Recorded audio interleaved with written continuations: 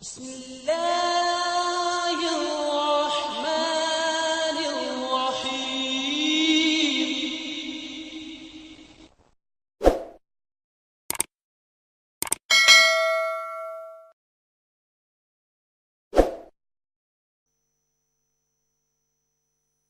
اسلام سے نہ بھاگو،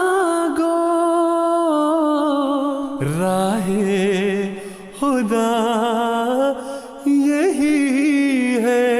اے سونے والو جاگو،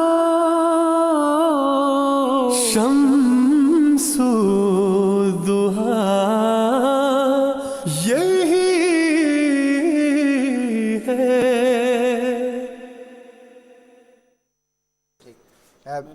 ذکر کرنا ہے کہ ابھی یہ چل رہا ہے لا نبی آبادی کا مسئلہ، یہ بڑا لمبا مسئلہ ہے اور مختلف پہلو ہیں اس کے۔ ایک اس کے سمجھنے کا ایک طریق یہ بھی ہے کہ بعد کے لفظ پر غور کیا جائے کہ لا نبی آبادی، اس سے کیا مراد ہے؟ کیا لازمی طور پر اس میں زمانے کا ذکر ہے یا کچھ اور بھی ہے؟ تو اس میں اگر دیکھا جائے تو قرآن مجید کی ایک آیت کو حل کرنے کی ضرورت ہے، سمجھنے کی ضرورت ہے کہ فَبِأَيِّ حَدِيثٍ بَعْدَ اللَّهِ وَآيَاتِهِ يُؤْمِنُونَ۔ اب اس میں بعد اللہ کا لفظ آ گیا ہے۔ اگر غیر از جماعت لوگ ہوں گے تو وہ تو یہ کہیں گے خدا کے بعد، تو خدا کے بعد کا ترجمہ کیا کیا جا سکتا ہے؟ خدا تعالیٰ تو یہ پہلے اور بعد کے چکر سے بہت بالا ہے، اللہ تعالیٰ ہی تو ہے جس نے ساری دنیا کائنات کو پیدا کیا، تو اس لیے بعد کا لفظ وہاں پر زمانے کے لحاظ سے بعد نہیں ہوگا، بلکہ اس کے خلاف ہے، اس کے مخالف ہے کوئی بات، جس کے کہ اللہ تعالیٰ کی آیات، اللہ تعالیٰ کے بیانات کے بعد پھر کیا تم اس پر ایمان لاؤ گے؟ تو یہ ذکر ہے۔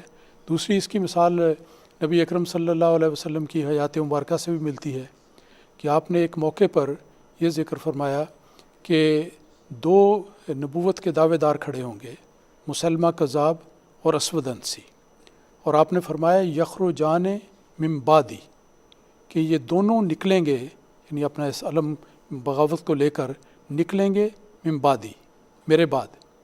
اب دیکھنے والی بات یہ ہے کہ کیا وہ حضرت صلی اللہ علیہ وسلم کے بعد ان کا دعویٰ تھا؟